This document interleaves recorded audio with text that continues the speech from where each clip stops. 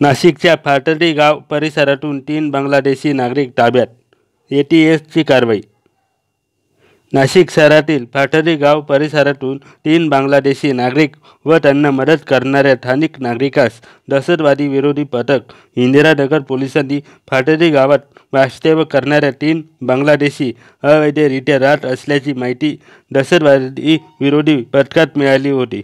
त्यानुसार इंदिरानगर पोलिसांनी पथकासोबत सापळा रचून तिघांना ताब्यात घेतले। त्यात 2 महिला व 1 पुरुषाचा समावेश आहे।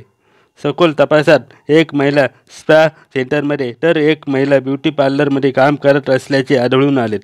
या तिघांनाही शहरात राहण्यासाठी घर उपलब्ध करून देण्यासाठी एका स्थानिक नागरिकाने मदत केल्याचे उघड झाले।